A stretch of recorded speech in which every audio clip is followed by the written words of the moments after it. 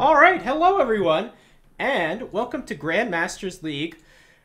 This is part of this week's player spotlight. I'll have 4 games for you this week, spotlighting the player FeAge. FeAge is a player that I wanted to shed a little bit of light on, give a little bit of love, because not only is he my favorite player and my favorite personality in the community, he has also recently retired, so I'd like to honor him a bit. And all of these games were provided by AoE Zone members, by fans of the community. I didn't pick these games myself. I picked them from the games that you guys suggested. And if there's enough interest around this event, we could do a FeAge Player Spotlight Part 2. If you haven't seen my Part 1 of this series, please go on YouTube, either my YouTube channel or Voobly Officials, and you can see when we spotlighted the player Tim. So this is a game from Grandmasters League. This is a tournament in 2012. This was Zero Empire's maybe first attempt at a league format. This is his own tournament that he designed. We have great players such as FeAge, DauT, the Viper, Jordan, other high-level players. And yeah, this was a huge precursor to what essentially will eventually become Escape Champions League. The greatest achievement of Zero Empires, I suppose, if you're a fan of his, like I am, I guess. So this is like a round robin style tournament, so there's no grand final per se of this. This is a match he played against DauT, and they're both playing as Chinese. This is the map Land Nomad. I'll tell you who won this tournament at the end of the game, as I don't want to spoil anything. And as usual in the series, you could see wins or losses from the player we were spotlighting, so no spoilers.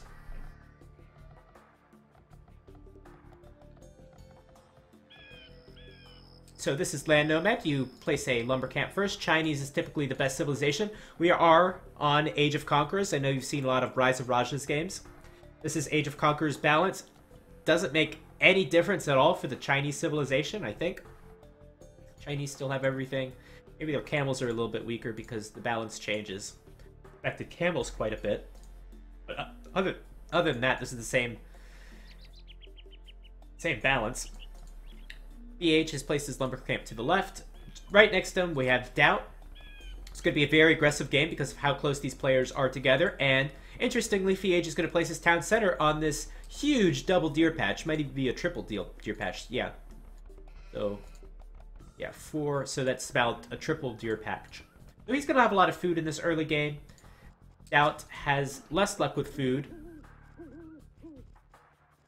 although he's got some of his sheep scouting around the map. So I'll take a look at the scouting in just a second. Interestingly, FeAge has kept his sheep at home. That's something you usually don't do because you want to, you know, scout with your sheep quite a bit. Did the Chinese always have bloodlines? I think the Chinese have always had bloodlines since bloodlines has existed, since Age of Conquerors. Bloodlines wasn't a thing, I think, in Age of Kings, but I'm not 100% sure.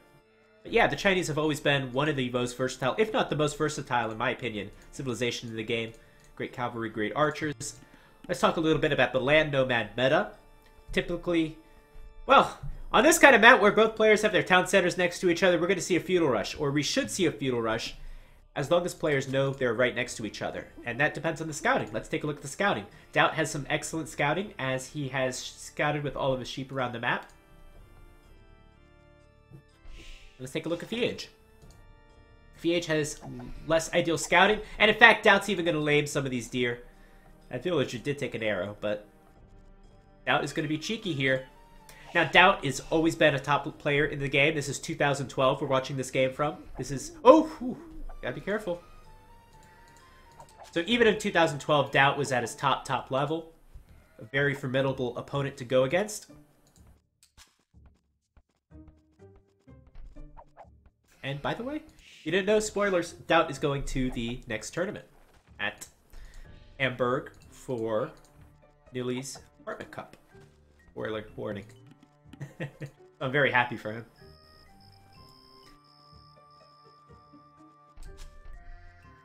So I've talked a lot about the settings and the things that have gone on around this time with Zero Empire's tournament. We could talk a little bit about FeAge. So FeAge, I think he's been playing since around maybe 2008, 2010. He had a stream. I remember some of my favorite times were watching his stream. He's a very funny player. He's Brazilian, of course. It's some very interesting stories on stream, many of which are quite inappropriate. Some would say FeAge is a bit of a ladies' man. And gonna lame a lot of these boar. Most of the time, FeAge is known for his boar laming. Or the times of MBL.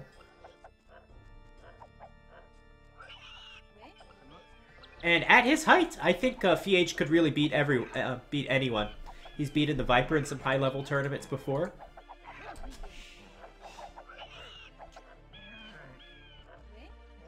And again, at his best, he could beat anyone. Let's see how he goes against DauT. Which we have quite a slower opening. Let me speed up the game a little bit. This is Land Nomad.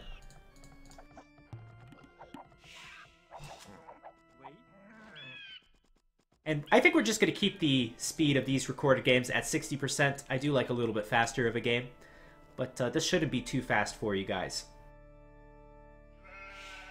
Let's take a look one more time at the scouting. And certainly if you're on YouTube, you can see it speed up as well. So scouting's still pretty poor for FeAge. I'm sure DauT has seen most of the map. Not as much as he could have. One thing we haven't talked about is resource distribution. Let's take a look at that. So, we have a stone down there at the bottom. Where the heck is DauT going to get gold from? He doesn't see any gold at all that is accessible to him. So DauT's nearest gold is either here on the right side, all the way up here in the north. This is a terrible map for DauT to get gold on. And that's very unfortunate for him. Taking a look at FeAge. FeAge has a close stone. That's going to be very important considering how close these players are together. And that gold is not too far, to be honest. But that should be the first gold he looks for. Of course, FeAge is looking at this gold as well. And might have chosen to leave the sheep there just to see if DauT is going to go for it. Which DauT hasn't seen that, so obviously not going to go for it. Where's DauT going to go now?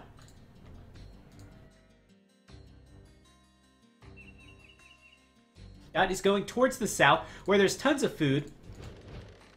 Land Nomad's similar to Nomad in that it's kind of hard to get food. We don't see too much Land Nomad nowadays, to be honest.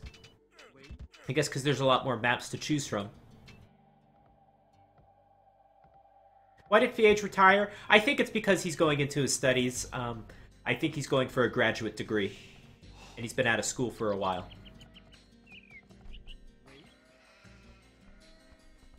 FeAge going to start with a little bit of walling. And DauT's going to go to try and prevent that. That villager is low. I hope DauT does pull that back, and he is. And DauT could put a house there to block off the walls. That's super smart. DauT's always been a very smart player. That villager's going to get very low. DauT's investing a lot to prevent these walls. And as you can see, neither player is going up to the next age.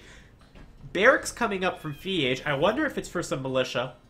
We mentioned before how close these players are together, and that's going to favor a very aggressive map. That's a very aggressive barracks, and when we play something like that, there is the chance that it could get walled up. There are no palisade walls yet. This is Age of Conquerors, but it could still get walled up. FeAge is going to be the first to click up to the feudal age. He had a lot more food to work with early game. DauT is making up for it in the south, but he's a little bit delayed because of that. This looks like a sad game for the sad panda. Why is it a sad game? Because FeAge is already up to the next age? We just started. 15 minutes in a Land Nomad that's just the beginning. This is like 5 minutes into a regular game.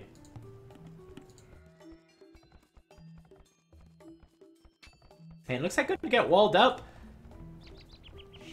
That's a little bit sad because, well, DauT's gonna wall on top of it, and then FeAge is gonna delete the wall. DauT's going to get a few extra hits in. We now have 2 militias out. This is a little bit of a threat to these villagers. These villagers could start dropping. And if you're down, why not just delete the house and go back to your town center? Interesting decision. Oh, because he's building militia of his own. Surprise! And this is going to be a good fight for DauT because of the numbers game. Any player mining gold. I don't see any player. Oh, here we go. FeAge is mining gold. DauT doesn't even know where the golds are. So he's stuck with building 2 militia. While FeAge can probably upgrade to the man-at-arms upgrade. Look how heavy he's saturating these sheep. I've never seen villagers this hungry. hungry for sheep. Take a look at FeAge's resources. FeAge will be able to upgrade to the Men-at-Arms upgrade.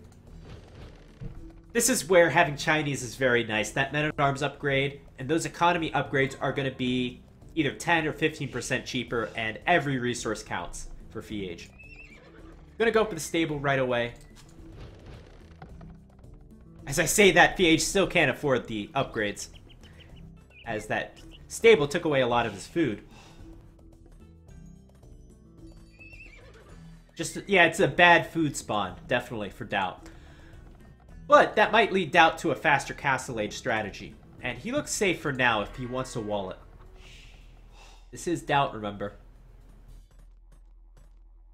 Very, very good player. What the hell is FeAge doing? FeAge is going all the way over to the berries on the left. I don't think that's even worth the villager walking time, to be honest. Just for some berries. FeAge is going to find these villagers. Probably won't do a lot of damage. DauT's going to react by sending his militia back. So these villagers are good. There's a lot of food coming in for DauT. He's got a boar to be eaten. He's got 6 farmers, my bad. FeAge, meanwhile, is on 0 food. He's probably spending on his scouts. DauT could try for a fast Castle Age. He's going to have to go market and then sell for gold. Looks like he's finally found his first gold of this game. Yeah, first gold. Oh, this is a little trouble for FeAge, though. For DauT, my bad. As there's now 5 militia on the hill. What are you doing? You're not going to be able to defend against this many militia. I think DauT's going to go with the tower. And he's going to run away. So this villager's going to make it out there. FeAge is having a lot of troubles getting his eco upgrades, getting his Men-at-Arms upgrades, so... You know, he's struggling for resources as well. DauT has nowhere near the resources for a fast Castle Age. And DauT's going to go double stable. This was a little more common in Age of Conquerors. DauT liked the double stable build. I don't. I don't like it in almost any circumstance. The meta was very different in 2012. So what the double stable allows you to do is it allows you to build scouts twice as fast as first. But when you're on 30 population, you really can't sustain from 2 stables, and that's why I like a single stable better.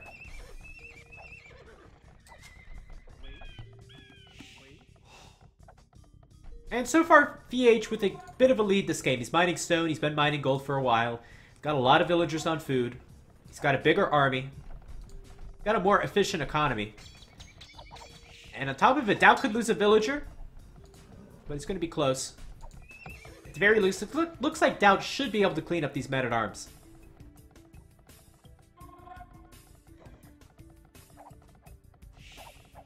And this tower's pretty nice. DauT's going to have to delete that farm. This is just a good position for FeAge, especially if he goes up to Castle Age with these 2 towers here. Would promote a siege workshop and maybe some monks. Chinese are quite known for that. Siege monk rushes. Gonna take an engagement. Villager's gonna help out. Or not. But that's a good cleanup for DauT. That's gonna help him get a little bit back into this game. This is a sloppy engagement if DauT chooses to take it. Yeah, gonna lose the scout. And could even lose this villager. It's very low. Nice play from FeAge. Picking a scout, picking the villager. And DauT's going to take 1 more scout back. But look at DauT's economy. It's very inefficient. These villagers all bumping into each other. DauT is still not taking any gold. He doesn't need the gold now, but he'll need it for Castle Age. FeAge going up with the blacksmith. DauT's going to hit back and pick off a villager. That's going to bring the villager's discrepancy down to 4. Disparity is the better word.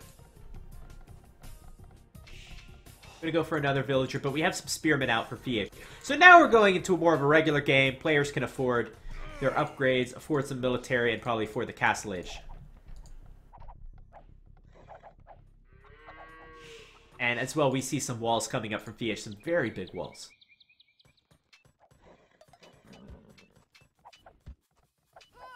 Gonna pick off another villager. So that's great. 2 villager kills. Still, FeAge is in the lead by a little bit. 4 villager advantage for FeAge. It's gonna go down a little bit because these spearmen cannot keep up. In fact, they're being distracted by hitting that barracks. And yet another villager down. Still a 4 villager disparity. Another tower. Oh, man, FeAge. That's a great tower. I get excited when I see that tower. That tower is excellent. It's very close to being within range of this tower, and it's gonna mess DauT's economy up. And even a bonus if it kills a villager. It's gonna get very close. DauT's gonna rebuild his lumber camp up there. FeAge could even put a tower right there. Wouldn't be a bad idea. Padded archer armor coming in for archers, I assume, but where are they? Oh, ha ha! Oh, boy! Oh, man. DauT's taking gold now, but he... Ooh! How did this happen? FeAge snuck some archer ranges in the back. What a sneaky, sneaky boy. These archers are loaded. Fletching, padded archer armor. These villagers have no chance. Look at how many exposed villagers we have. This is going to be a massacre. Terrible for DauT's economy. 1 villager, gonna go down. 2nd villager.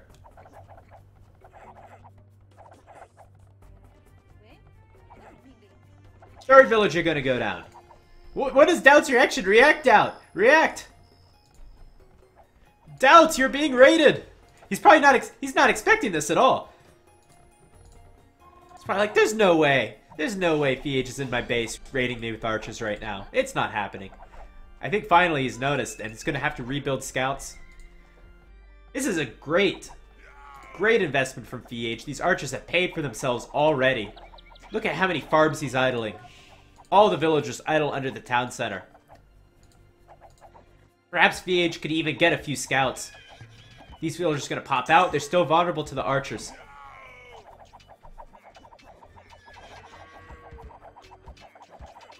And these archers absolutely paid for themselves. If you're FeAge... Oh, gonna even add some spearmen. There was a barracks built in the back, too. This is the 2nd barracks.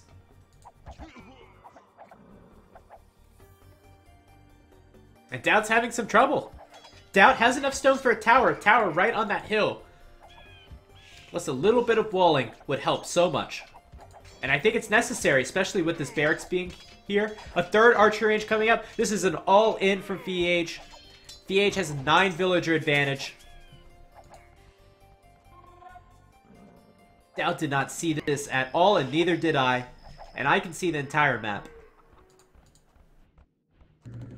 Archer range coming up for DauT for some skirmishers. He desperately needs it. And that archer range might even get denied. It's going to be close.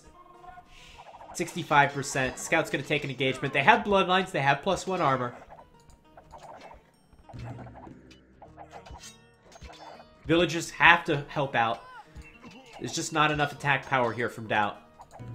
And now the skirmish is going to come out, but it's too little too late. These archers going to get back on the farms. I think DauT should have really gone up with the tower. He's got enough stone for 2 towers now. Place 1 here. Place 1 here later. Why is he not placing the tower? Why not? In fact, FeAge is going to place the tower for him. Going to place it right on the farms. How devastating is this tower going to be? DauT needs to react. I think he's got to pull some villagers. He cannot let this tower go up. He's going to be too far behind in this game if that tower goes up. And there's so much army from FeAge. This is that triple archery range. Those villagers died as well. DauT has no gold income. Not that he needs it. But these scouts are melting. Even going up the hill. Finally, DauT reacting with the tower. This might save him. This might save him and keep the damage to a 10 villager disadvantage. But that villager's going to go down. These skirms with no armor.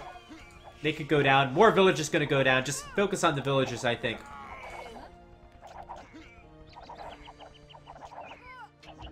And tower finally goes up.